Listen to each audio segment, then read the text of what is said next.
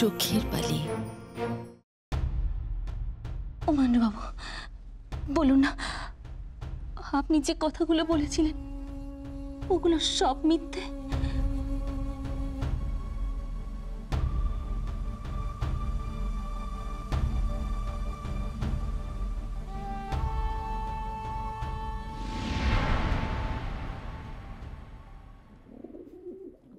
ও মা গো, এ কি সব বলে সে কাণ্ড গো?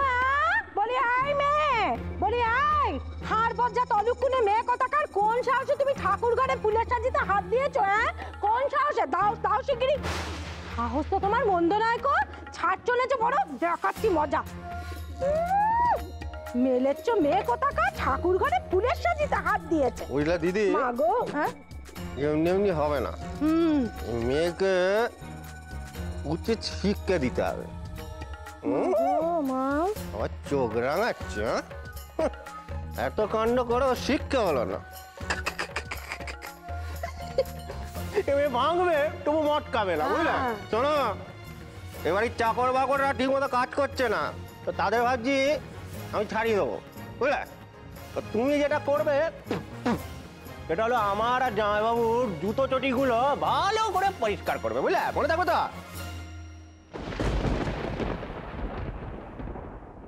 না, এখন টু শব্দটিও করব না। বিহারী বাবুর সামনে এখন অসহায় অবলা নারী সেজে থাকতে হবে। আহা ফুলু, বলি ওই শুধু চটি জুতো পরিষ্কার করলে হবে নাকি রে? বলি গুষ্টি খাড় কাটা কে কাজবে শুনি? এমন একখানা সমস্ত কাজের লোক থাকতো, আমরা কি ওই ধোপা বাড়িতে শুধু শুধু পয়সা খরচ করে কাপড় পাঠাতে যাব? কখনো নয়। শোনো মে, কাল সকাল সকাল উঠে না তুমি ওই গুষ্টির যত জামা কাপড় থাকবে সেগুলো সব কেচে ফেলবে, এ কথার যেন কোনো নড়চড় না হয় মাথায় রেখো। ছি ছি ছি ছি, ছি ছোট কাকিমা, ছি মামা বাবু, সব কি বলছেন আপনারা? মহিন্দা শুধু ওনাকে বৌঠালের যেতে বারণ করেছেন, তাই বলে এইসব কথা? উনি তো এবারে দাসীবাদী নন। ফুলু রে, এ পড়েছে রে সভ্যঘাটে কাটালি কলা আমাদের বেহারি রাজপুত্র। বলি বাবা বেহারি, তোমার কি খেয়ে দিয়ে কোনো নিজস্ব কাজকর্ম নেই গো? এইরকম একজন বেহায়া দুশ্চরিত্র মেয়ে মানুষের জন্য দেখছি তোমার দরদ একেবারে দিনকে দিন উপচে উপচে উপচে উপচে পড়ছে। কি ব্যাপার বলো দেখি বাচ্চা, কেন? কেন? ও, সে বুঝি তোমায় বেগুন পাতায় ভাত খাইয়ে দিয়েছে? বুঝতে পারছো? বলি ওদিকের দরজা এখন বন্ধ, ওদিকের, তাই এদিকের দরজা খুলে গেছে। এ মেয়ে মানুষ এখন হরিণ লুটের বাতাটা দিদি, যে যখন পাচ্ছে ইচ্ছে খুশি মতো খাবলা মেরে তুলে খেয়ে ফেলছে। চুপ করুন আপনারা, যত সব নোংরা মানসিকতা। বিনোদিনী দেবী, আপনি এক্ষুনি ঘরে যান, আমি এক্ষুনি মহিন্দার কাছে যাচ্ছি। আজ এর একটা বিহিত করেই ছাড়বো।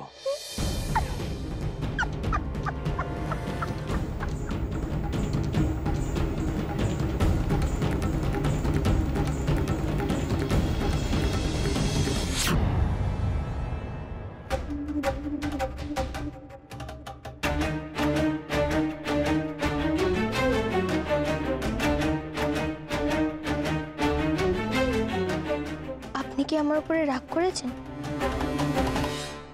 রাগ তোমার উপর? কি না না আশা, তুমি রাগ করার মতো কিছু করোনি তো শুধু শুধু রাগ করতে যাবো কেন? বরং তুমি তো... ও আচ্ছা, বুঝেছি। আপনি কাল বালিকে বোঝাতে গিয়ে বালির সাথে ঝগড়া করেছেন, আর বালিও তো নিশ্চয়ই আপনার মুখে মুখে তর্ক করেছে। তাই রাতের বেলা অমন রাগি রাগি মুখে একটাও কথা না বলে শুয়ে পড়লেন, তাই তো? তুমি এত সরল আশা, তোমাকে আমি আর কি বলবো। একদিকে আপনার প্রেমিকা আমি, আরেকদিকে আপনার স্ত্রী আশালতা। আপনি কোন নৌকায় পা দিয়ে চলতে চান সেটা আপনি নিজেই ঠিক করুন। এ কি অমন করে উঠে দাঁড়ালেন যে? কই কিছু কিছু না তো।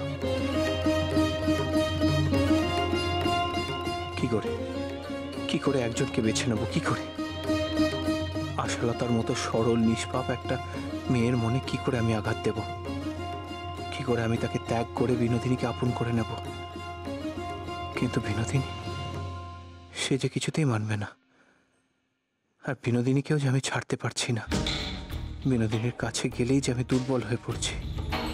না না না, বিনোদিনীকে ছাড়া আমি বাঁচব না। কি হয়েছে আপনার? তখন থেকে কেমন যেন আনমনা হয়ে রয়েছে। আমার কাছে কিছু লুকোচ্ছেন নি তো?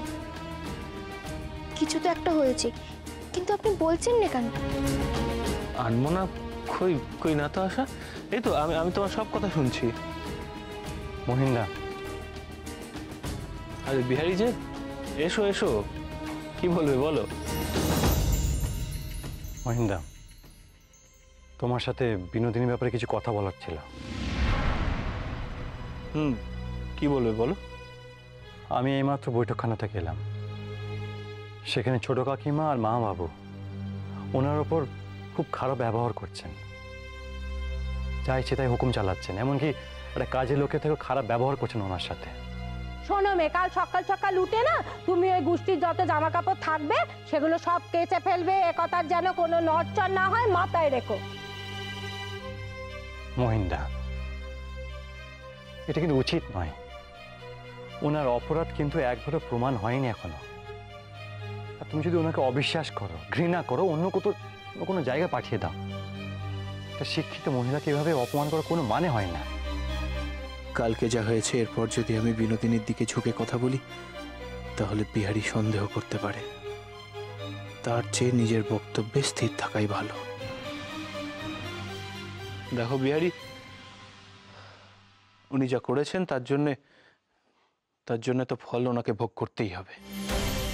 তাছাড়া ওনার নিজের কর্মের জন্যই আজ মা কাকিমা এমনকি বাড়ির সবাই ওনার থেকে বিশ্বাস হারিয়েছেন। তাই এখন তো তাদেরকে আমি শুধু শুধু আর দোষ দিতে পারি না। কারণটা কি? ধুতুরের বীজগুলো, এর কি প্রমাণ আছে যে উনি ওইগুলো প্রধানকে দেওয়ার জন্য আঁচড়ে নিয়ে ঘুরছিলেন? বেহাই ঠাকুরপো তো ঠিক কথাই বলছেন। একজন শিক্ষিত মেয়ে মানুষ অন্যের বাড়িতে দাসী হয়ে থাকবে, এ যে মেনে নেওয়া যায়নি। তার চেয়ে বরং আপনি বালিকে অন্য কোথাও পাঠিয়ে দিন। ঠিক আছে, তোমরা যখন এত করে বলছো আমি গিয়ে একবার দেখছি কি করা যায়।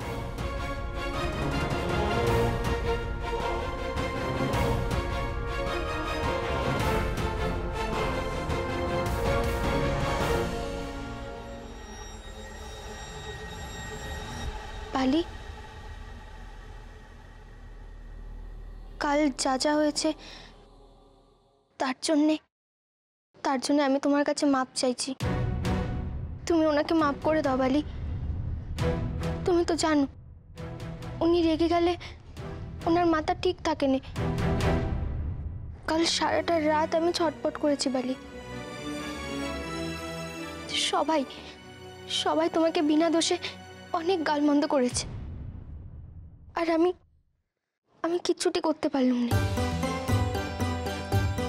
আসিস না, তুই আমার কাছে আসিস না বালি। তুই এ ঘর থেকে চলে যা। আমি তোকে হিংসে করি, তোকে বিষ খাইয়ে আমি মেরে ফেলতে চেয়েছি। তুই চলে যা বালি। মহেন্দ্রবাবু তোর স্বামী, তুই তোর স্বামীর কথা অমান্য করিস না বালি। লক্ষ্মী বালি, তুমি অমন করে বলো না। আমি তো জানি, আর কেউ জানুক না জানুক আমি জানি তোমার মনে কোনো পাপ ছিল না, আর তোমার মনে খুব আঘাতও লেগেছে। উনি আমার স্বামী আর তুমি আমার সই। তোমরা দুজনেই যে আমার কাছে বড্ড প্রিয় বালি। তোমাদের দুজনকেই যে আমি আঘাত দিতে পারিনি। আসলে কি বলতো বালি, ওই ধুত্রর বীজগুলো থেকে ওনার মাথা ঠিক ছিল না। ওই বীজগুলো দেখার পর থেকে যে আমার মনেও অস্থিরতা শুরু হয়েছিল। তুমি কেন এমনটা করলে বালি? কেন এই বিষগুলো নিজের আঁচলে বেঁধে রেখেছিলে? অমন কাজ কি তোমায় শোভা দেয়? আমার জ্বালা তুই কি বুঝবি রে বালি? তোর একটা নিশ্চিন্ত আশ্রয় রয়েছে, ভবিষ্যৎ আছে, কিন্তু আমার কি আছে বলতে পারিস? মাঝে মাঝে মনে হয় কি চারিদিকটা কেমন যেন অন্ধকার হয়ে আসছে। আমার আর কোথাও ঠাঁই নেই। তখন এই বিষগুলোকে অনেক আপন মনে হয়। মনে হয় ওগুলো খেয়ে আমি নিজের মনের জ্বালা মেটাই। বালি, এসব কথা বলো নি, এসব কথা তোমার মুখে সাজে নে। আমি যখন পথ চলতে পারতাম না, তখন তো তুমিই আমায় পথ চলা শিখিয়েছিলে বালি, আর আজ তুমি এসব কথা বলছো। ছি বালি, তোমায় আমি অনেক উঁচু আসনে বসিয়েছিলাম। তোমার মতো সাহস, তোমার মতো মনের জোর আর কটা মেয়ের থাকে বলো তো? বালি, আর কখনো এমন কথা বলুনি।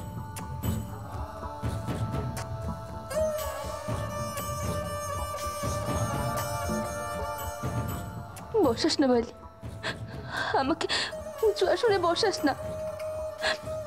আমি তো রক্ত মাংসের মানুষ, আমার শরীরেও তো দুঃখ, কষ্ট, ভয় এই সবই আছে।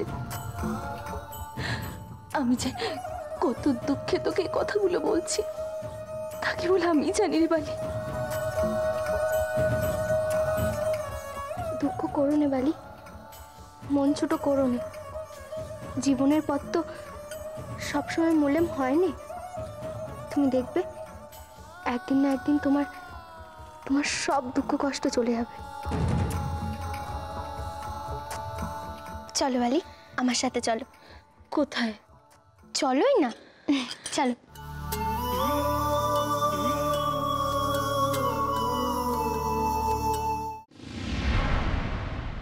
এইসব কাজ বিনোদিনী করবে? ওমা করবে কি বলে দেখ। বলি মেজদি, তুমি একটা এমন ভাব করছো না, মনে হচ্ছে যেন নবাব নন্দিনী এসেছেন। বলি মহিনের কি টাকা গাছে ফলে নাকি গো, যে শুধু শুধু লোক পুষবে? এখানে থাকলে খেতে খেতে হবে, এইটা নিয়ম। মেজগিন্নি মেজগিন্নি মেজগিন্নি মেজগিন্নি বলি, সংসারের জন্য তো আপনি সারা জীবন ধরে অনেক কিছু করলেন। বলি এই বয়সে এসে একটু পায়ের ওপর পা তুলে আরাম করতে কি সাত জাগে না? ধরুন না ধরুন না, একজন সমস্ত দাসী আপনার পায়ে পায়ে ঘুরে বেড়াচ্ছে, আপনার মুখ থেকে কথা খসছে না খসছে, দরকারি জিনিসটা হাতের কাছে চলে আসছে। এতে অসুবিধাটা কোথায়? অসুবিধা আছে? কি ব্যাপার কাকিমা, বাড়িতে কি নতুন কাজের লোক রাখা হয়েছে? সে ব্যাপারে তো আমার কাছে কোনো খবর নেই। আমি কিছু বলিনি মহিন, এরা বলছিল। থাক, আমি সব জানি। আচ্ছা মা বাবু, ছোট কাকিমা, এক্ষুনি যে আপনারা কাজের ফিরিস্তিগুলো দিচ্ছিলেন, সেগুলো করার জন্য তো বাড়িতে কাজের লোক আছে। না, আমি তো অন্তত তাই জানতাম। আর যদি তাতেও না হয় তাহলে আমাকে বললেই পারতেন, মানে আমি আরো দুজন কাজের লোক রেখে দিতাম। তাই বলে তো শুধু শুধু বাড়ির শিক্ষিত একজন মহিলাকে দাসীবাদী বানানোর কোনো দরকার নেই, তাই না?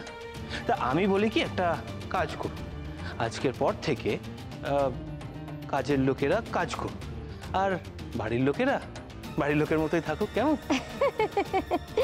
বলছিলাম কি বাবা মঈন, তোমার তো খুব দয়ালু মন, খুব দয়ার শরীর তোমার, সেই জন্য এত কিছুর পরেও ওই মেয়েকে তুমি ঘাট ধরে বিদায় করে দাওনি। কিন্তু বাছা, তুমি তো জানো এ মেয়ে একবারে শক্তের ভক্ত, নরমের জম। একটুখানি লাই দিয়েছ কি ঢিলে দিয়েছ, সে মেয়ে একেবারে টুপ করে মাথার উপরে চড়ে বসবে। সেই জন্য আর কি আমি আর ফুলু দুজনে মিলে ঠিক করছিলাম যে এরকম করলে কেমন হয় কি ফুলু? হ্যাঁ, সেই আর কি, মানে কি বলো দেখি বাচ্চা, মেয়ে হয়ে জন্মেছে তো, সংসারে কত রকমের কাজ করতে হয়, তাই ভাবছিলাম যে এগুলো যদি সে করে আর কি, মানে। না থাক, তার কোনো প্রয়োজন হবে না। ছোট কাকিমা, আপনি ওনাকে নিয়ে ভাবা বন্ধ করে দিন, সেটার কোনো দরকার নেই। কেন বলছি কি, আমি মায়ের ছেলে, আর মাই বিনোদিনীকে এই বাড়িতে আশ্রয় দিয়েছে, তাই না? মানে কি, মানে এই হলো যে বিনোদিনী এই বাড়ির অতিথি, আর অতিথির যাতে কোনো রকমের অসম্মান না হয় সেটা দেখার দায়িত্ব আমার। তাই আপনাকে এ ব্যাপার নিয়ে না ভাবলেও চলবে। উনি যেমন আছেন তেমনই থাকুন।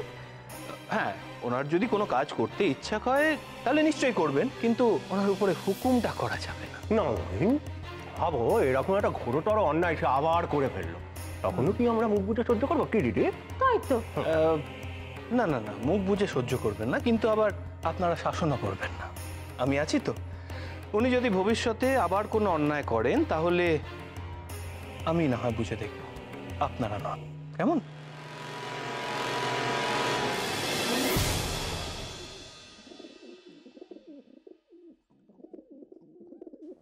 বৌমা, তোমার এনে মইন বারণ করেছিল, তারপরেও তো। আচ্ছা, তোমার কি কোনো আক্কেল জ্ঞান নেই গো? মা, আপনার সাথে আমার কটা কথা ছিল।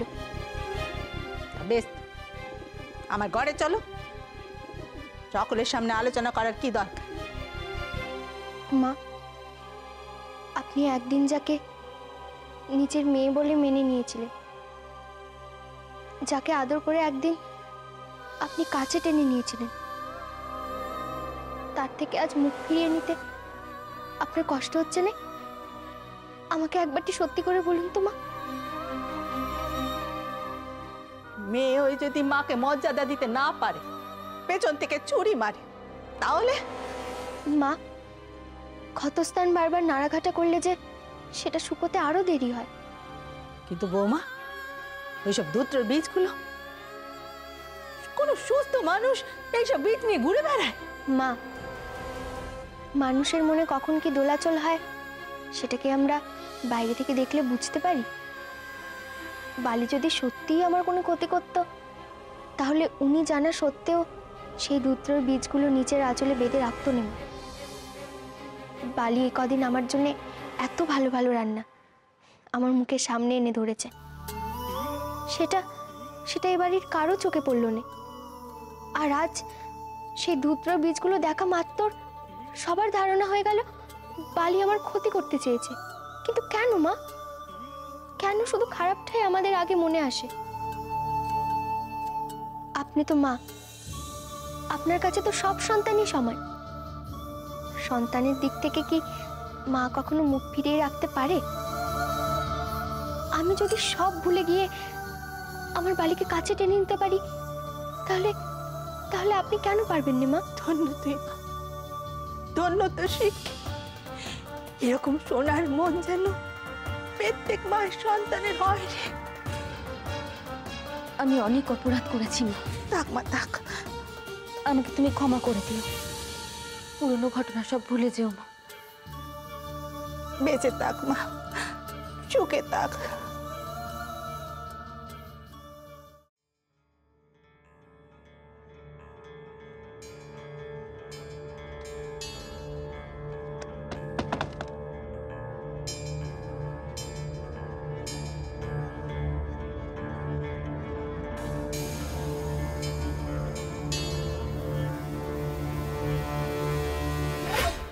এবার কি করবে কিছু ভেবেছ?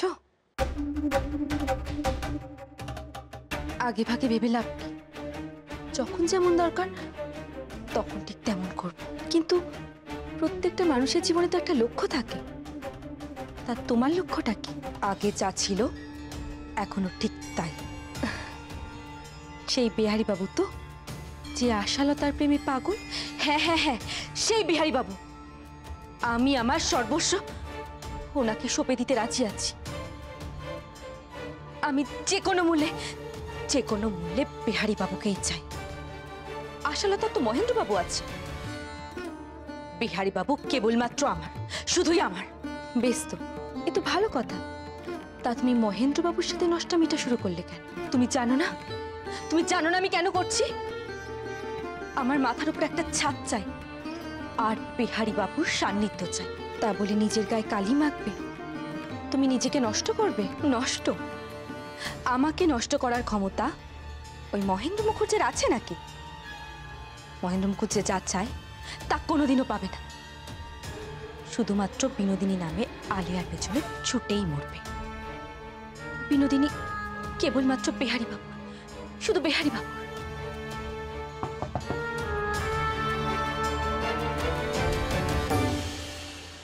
বিনোদিনী দেবী, আমি মহিন্দের সাথে কথা বলেছি। আপনি নিজেকে ব্রাত্য ভাববেন না, নিজেকে অচ্ছুত বা অপাংক্তেয় করে রাখবেন না।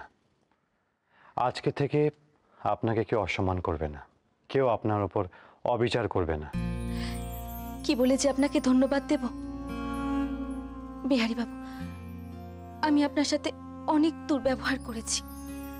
আমি খুব লজ্জিত বিহারী বাবু, আপনার কাছে আমি ক্ষমা চাইছি।